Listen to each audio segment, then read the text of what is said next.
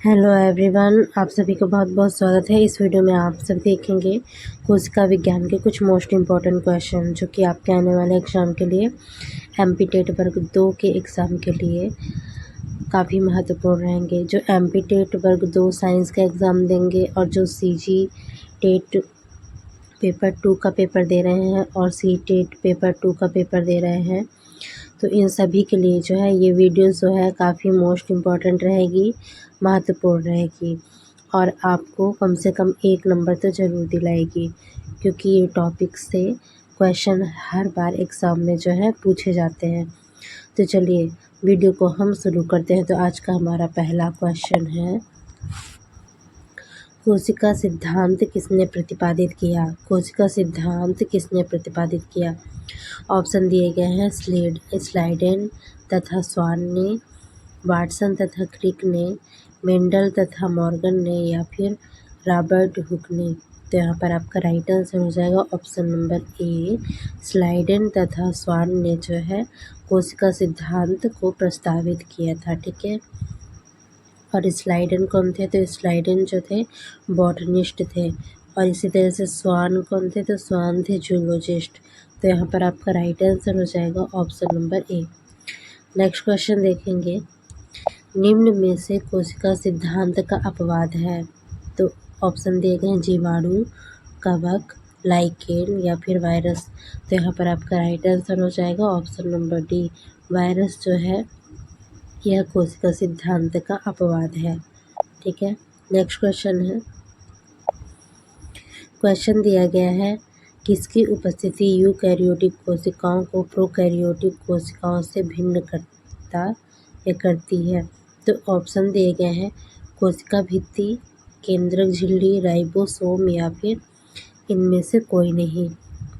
तो यहाँ पर आपका राइट आंसर हो जाएगा ऑप्शन नंबर बी, केंद्रक झिल्ली जो है यह यूकैरियोटिक कोशिकाओं को प्रोकैरियोटिक कोशिकाओं से भिन्न करती है। तो इसे याद रखेंगे, आपका राइट आंसर हो जाएगा ऑप्शन नंबर बी, कोशिका झिल्ली।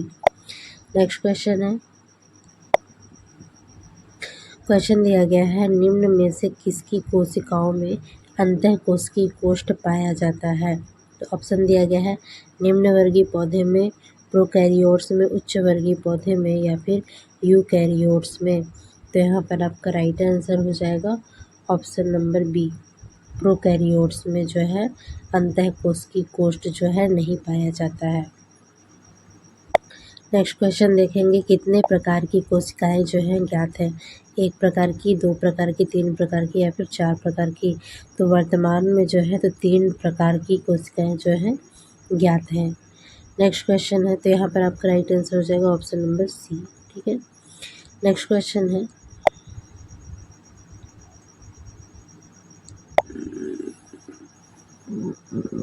क्वेश्चन दिया गया है, पादप जगत का प्रोकैरियोट एवं यूकैरियोट में विभाजन किन लक्षणों के आधार पर किया गया है?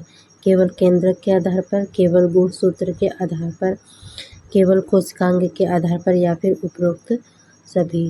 तो यहाँ पर आपका राइट आंसर हो जाएगा ऑप्शन नंबर डी, इन सभी के आधार पर जो है प्रोकैरियोट और यूकैरियोट्स का जो है विभाजन किया गया है। किसके किसके आधार पर? केंद्रक के आधार पर, गुणसूत्रों के आधार पर और कोशिकांगों के आधार पर।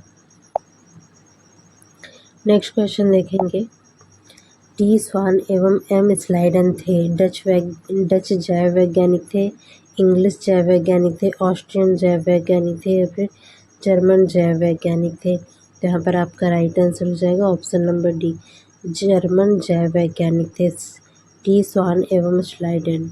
ठीक है, नेक्स्ट क्वेश्चन दिया गया है, यह सिद्धांत किसने दिया कि एक कोशिका से ही कोशिकाएं जो है उत्पन्न होती हैं? मोहर ने, विर्चो ने, हैकेल ने या फिर ब्राउन ने? तो इसका राइट आंसर हो जाएगा ऑप्शन नंबर बी, विर्चो ने,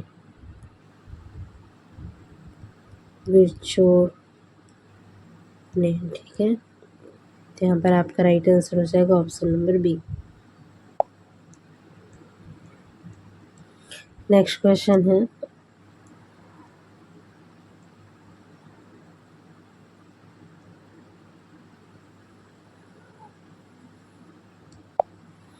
क्वेश्चन दिया गया है साइटोसोम्स पाए जाते हैं क्लोरोप्लास्ट में, जीवाणु में, माइटोकॉन्ड्रिया में या फिर उपरोक्त सभी में। तो यहाँ पर आपका राइट आंसर हो जाएगा ऑप्शन नंबर डी।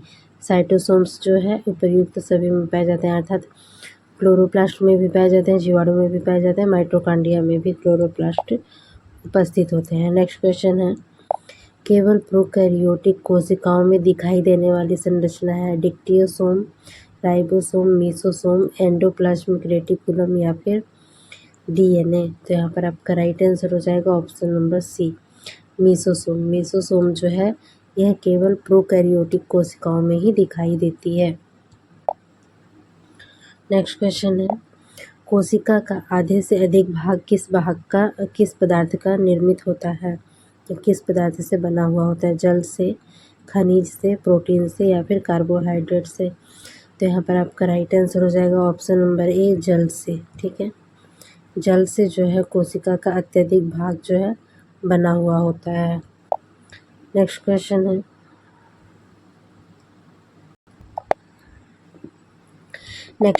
है कोशिका भित्ति सहित सबसे छोटी जीवित कोशिकाएं होती हैं या फिर प्रोकैरियोट्स हैं? वायरोइड, शैवाल या फिर जीवाणुओं की या फिर माइकोप्लाज्म की।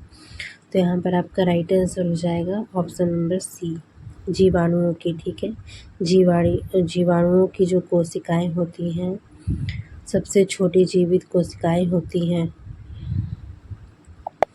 नेक्स्ट क्वेश्चन है प्रोकैरियोट्स में निम्न में से किसका अभाव होता है? तो डीएनए का अभाव होता है, आरएनए का अभाव होता है, प्लाज्मा झिल्ली का अभाव होता है या फिर माइटोकॉन्ड्रिया का अभाव होता है। तो यहाँ पर आपका राइट आंसर हो जाएगा ऑप्शन नंबर डी, प्रोकैरियोट्स में जो है माइटोकॉन्ड्रिया का अभाव होता है। नेक्स्ट क्वेश्चन दिया गया है निम्न में से किस युग्म का ठीक प्रकार से मेल नहीं किया गया है? तो इसका हम डायरेक्ट आंसर देखेंगे। तो यहाँ पर आपका राइट आंसर है ऑप्शन नंबर बी, जीव द्रव्य तंतु का।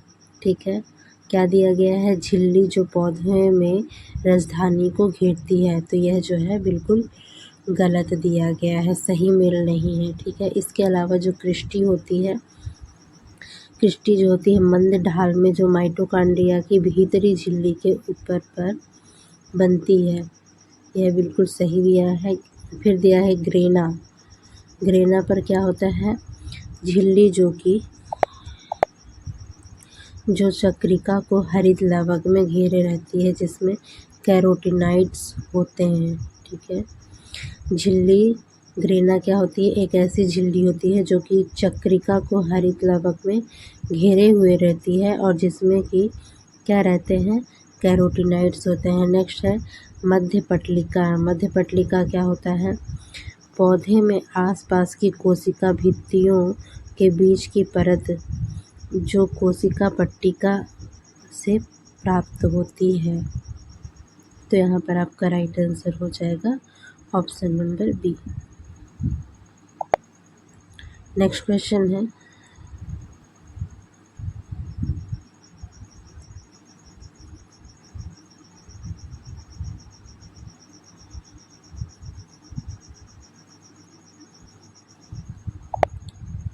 क्वेश्चन दिया गया है वह शाखा जिसमें कोशिका संरचना का अध्ययन किया जाता है कहलाती है? हिस्टोलॉजी, इकोलॉजी या फिर मॉर्फोलॉजी या फिर साइटोलॉजी। तो यहाँ पर आपका राइट आंसर हो जाएगा ऑप्शन नंबर डी, साइटोलॉजी कहलाती है। नेक्स्ट क्वेश्चन देखेंगे। नेक्स्ट क्वेश्चन दिया गया है 1838 में ये प्रस्तावित किया गया कि कोशिका जीवन की संरचनात्मक तथा क्रियात्मक इकाई होती है। उसका सुझाव था?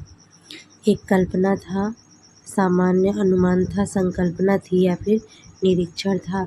तो यहाँ पर आपका राइट आंसर हो जाएगा ऑप्शन नंबर सी, संकल्पना थी। नेक्स्ट क्वेश्चन देखते हैं।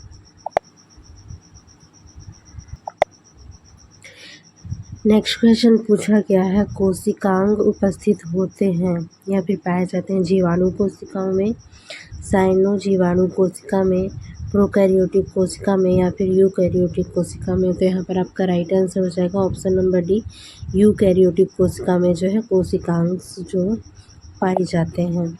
नेक्स्ट क्वेश्चन है,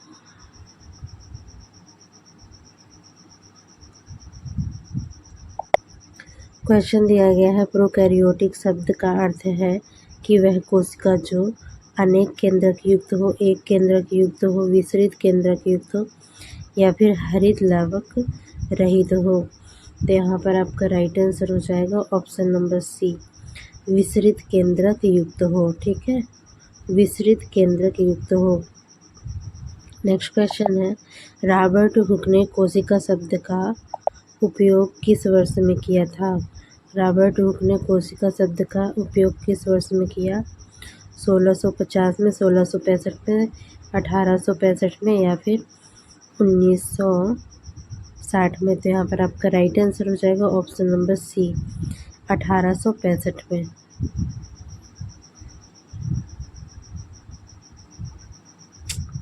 सॉरी, यहाँ पर आपका राइट आंसर हो जाएगा 1665। ठीक है, 1665 में।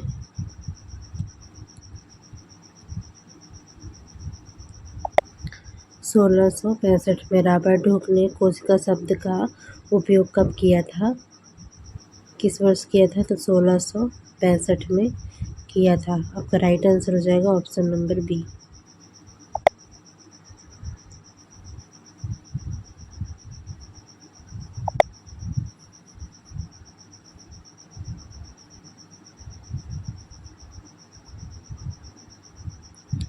नेक्स्ट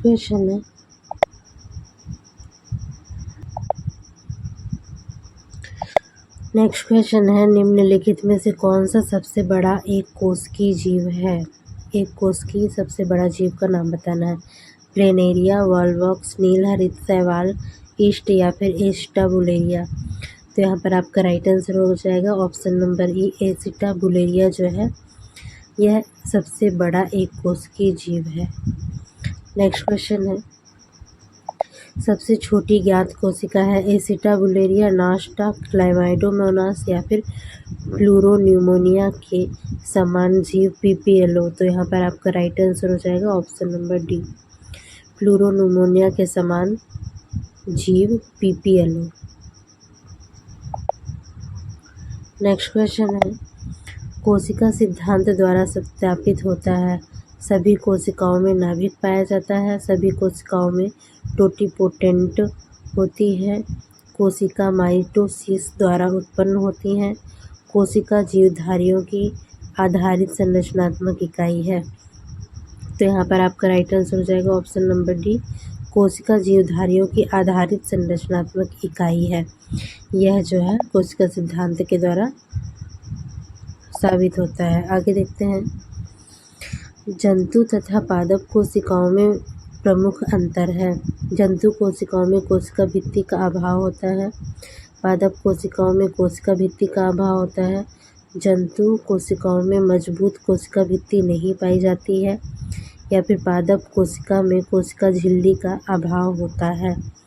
तो यहाँ पर आपका राइट आंसर हो जाएगा ऑप्शन नंबर ए, जंतु कोशिकाओं में जो है कोशिका भित्ति का अभाव होता है और यही जो है दोनों में प्रमुख अंतर है, जंतु कोशिका एवं पादप कोशिका में। फिर नेक्स्ट है, निम्नलिखित में से सही विकल्प को समझाइए। रॉबर्ट हुक, चार्ल्स डार्विन, ह्यूगो डुविल और लुईस पाश्चर। तो यहाँ पर आपका राइट आंसर देखते हैं। तो यहाँ पर आपका राइट आंसर है ऑप्शन नंबर डी। ठीक है, क्या हो जाएगा आपका? रॉबर्ट हुक का माइक्रोग्राफिया हो जाएगा, माइक्रोग्राफिया। चार्ल्स डार्विन का क्या हो जाएगा? जाति उद्भव, ये जाति उद्भव से संबंधित है। ह्यूगो ड्रीब्रिज किससे संबंधित है? तो यह संबंधित है उत्परिवर्तन के सिद्धांत से। ठीक है, और लुईस पाश्चर हंस की गर्दन युक्त फ्लास्क का प्रयोग। तो इसे याद रखेंगे। यहाँ पर आपका राइट आंसर हो जाएगा ऑप्शन नंबर डी।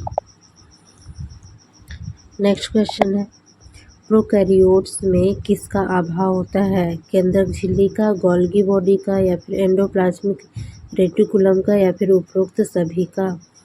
तो यहाँ पर आपका राइट आंसर हो जाएगा ऑप्शन नंबर डी।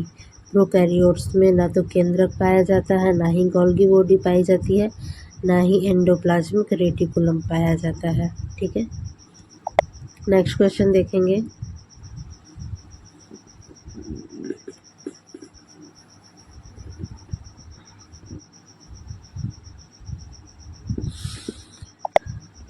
क्वेश्चन दिया गया है, निम्न में से कौन सी एक संरचना है जो दो संलग्न कोशिकाओं के बीच प्रभावी परिवहन मार्ग का कार्य करती है, अथवा एक कोशिका का जीव द्रव दूसरी कोशिका के जीव द्रव से किसके द्वारा जो है संबंधित रहता है। तो चलिए ऑप्शन देखते हैं।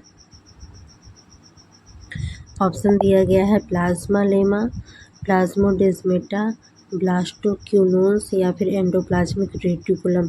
तो यहाँ पर आपका राइट आंसर हो जाएगा ऑप्शन नंबर बी, प्लाज्मोडेस्मेटा के द्वारा जो है जीव द्रव एक कोशिका से दूसरी कोशिका से संबंधित रहता है।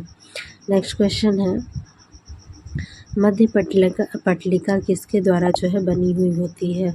जो मिडिल लैमेला है यह किसके द्वारा बनी हुई होती है। तो सेलुलोज के द्वारा बनी होती है, सुबेरिन के द्वारा बनी हुई होती है, या फिर कैल्शियम मैग्नीशियम पेक्टेट के द्वारा बनी हुई होती है। तो यहाँ पर आपका राइट आंसर हो जाएगा ऑप्शन नंबर सी। क्या हो जाएगा option number C, calcium magnesium pectate के द्वारा जो है मिडिल लैमेला, जिसे कि मध्य पटलिका भी कहते हैं, बनी हुई होती है। नेक्स्ट क्वेश्चन देखेंगे। क्वेश्चन दिया गया है, दो समीपस्थ कोशिकाओं की प्राथमिक भित्तियों को जोड़ने वाली आंतरिक परत को क्या कहते हैं, या फिर निम्न में से किसकी कोशिका के सबसे बाहर होने की संभावना होती है। तो प्लाज्मोडेस्मेटा, मध्य पटलिका या फिर परितत्व या फिर कैस्पेरियन पट्टी। तो यहाँ पर बताना क्या है, तो यहाँ पर पूछा गया है दो समीपस्थ कोशिकाओं की प्राथमिक भित्तियों को जोड़ने वाली जो आंतरिक परत होती है उसे क्या कहते हैं। जैसे ये आपकी दो कोशिकाएं हैं, तो इन दोनों कोशिकाओं को जोड़ने वाली जो परत होगी, तो इस परत को हम क्या कहेंगे। तो इस परत को हम क्या कह सकते हैं, इस परत को हम कहेंगे मध्य पटलिका, मिडिल लैमेला। ठीक है, क्या कहेंगे, मिडिल लैमेला कहेंगे। तो यहाँ पर आपका राइट आंसर हो जाएगा option number B. Next question है, क्वेश्चन दिया गया है, कोशिका भित्ति की सामर्थ्य और दृढ़ता जिस पदार्थ के कारण होती है उसे क्या कहते हैं। सुबेरिन, सेल्यूलोज, लिग्निन या फिर पैक्टिन। तो यहाँ पर आपका राइट आंसर हो जाएगा ऑप्शन नंबर सी, लिग्निन। ठीक है, लिग्निन जो है कोशिका भित्ति को दृढ़ता प्रदान करता है। ठीक है, तो यहाँ पर इसका राइट आंसर होगा option number C, lignin. Next question है,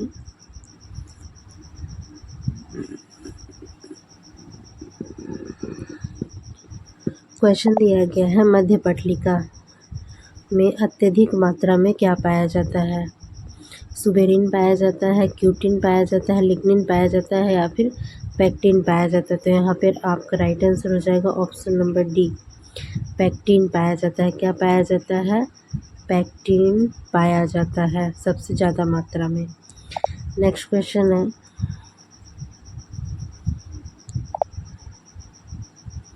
क्वेश्चन दिया गया है, एक परिपक्व पादप कोशिका में होते हैं, कोशिका भित्ति होती है और जीव द्रव्य होते हैं, जीव द्रव्य और रिक्तिका होती है, रिक्तिका और कोशिका भित्ति होती है, जीव द्रव्य कोशिका भित्ति एवं रिक्तिका होती है। तो यहाँ पर आपका राइट आंसर हो जाएगा ऑप्शन नंबर डी, जीव द्रव्य कोशिका भित्ति और रिक्तिका, ये तीनों ही चीज़ें हैं जो कि आपके पादप कोशिका में जो है पाए जाते हैं। क्या क्या, जीव द्रव्य कोशिका भित्ति एवं रिक्तिका। नेक्स्ट क्वेश्चन देखेंगे। नेक्स्ट क्वेश्चन दिया गया है, पादप कोशिका भित्ति बनी हुई होती है। तो पादप कोशिका की जो भित्ति होती है किन किन पदार्थों से मिलकर बनी हुई होती है। तो यहाँ पर आपका राइट आंसर हो जाएगा ऑप्शन नंबर सी। ठीक है, किस किस पदार्थ से मिलकर बनी होती है, लिग्निन से बनी हुई होती है, हेमीसेलुलोज से बनी हुई होती है, पैक्टिन से बनी होती है और सेलुलोज से। लिग्निन, हेमिसेलुलोज, पैक्टिन और सेलुलोज। तो यहाँ पर आपका राइट आंसर होगा ऑप्शन नंबर सी।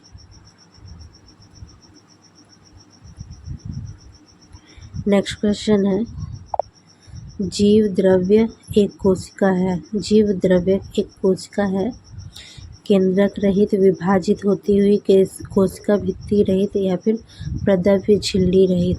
तो यहाँ पर आपका राइट आंसर हो जाएगा ऑप्शन नंबर सी, कोशिका भित्ति रहित। ठीक है। नेक्स्ट क्वेश्चन है, कोशिका भित्ति का संरचनात्मक घटक है मैट्रिक्स, मैक्रोट्यूब्यूल्स या फिर माइक्रोफाइब्रिल्स या फिर अरेबिनोगैलेक्टेंस। तो यहाँ पर आपका राइट आंसर हो जाएगा ऑप्शन नंबर डी, अरेबिनोगैलेक्टेंस जो है कोशिका भित्ति का संरचनात्मक घटक है। नेक्स्ट क्वेश्चन है,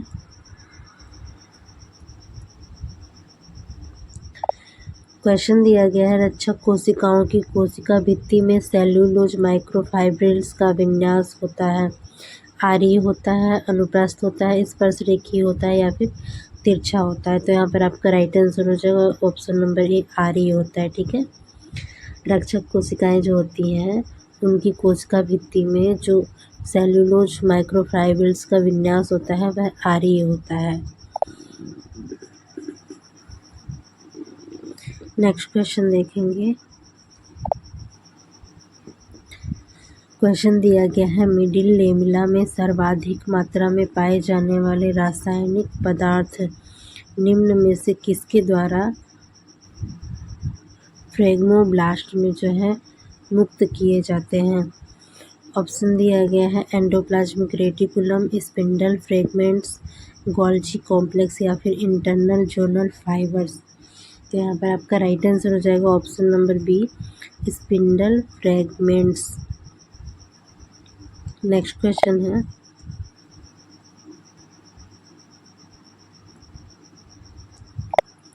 क्वेश्चन दिया गया है, कवक तथा जीवाणुओं की संरचना के लिए निम्न में से क्या सही है। दोनों की कोशिका भित्ति सेल्यूलोज की बनी हुई होती है, दोनों में म्यूकोपेप्टाइड पाया जाता है, दोनों की कोशिका भित्ति N-एसिटाग्लूकोइसेमाइन की बनी होती है या फिर उपरोक्त में से कोई नहीं। तो यहाँ पर आपका राइट आंसर हो जाएगा ऑप्शन नंबर सी, दोनों की जो कोशिका भित्ति होती है वह N-एसिटाइलग्लूकोसेमाइन की बनी हुई होती है। कवक एवं जीवाणुओं की जो संरचना होती है। नेक्स्ट क्वेश्चन है और आज की वीडियो का लास्ट क्वेश्चन है, पौधों में निम्न में से किसके लिए सेल्यूलोज तथा हेमिसेलुलोज मुख्य घटक होते हैं। प्लाज्मा झिल्ली, कोशिका भित्ति, न्यूक्लियर मेम्ब्रेन या फिर माइटोकॉन्ड्रियल मेम्ब्रेन। तो यहाँ पर आपका राइट आंसर हो जाएगा ऑप्शन नंबर बी, कोशिका भित्ति। ठीक है। तो ये था आज की वीडियो का लास्ट क्वेश्चन। वीडियो अच्छी लगी तो वीडियो को लाइक कीजिए, शेयर कीजिए, चैनल को सब्सक्राइब कीजिए।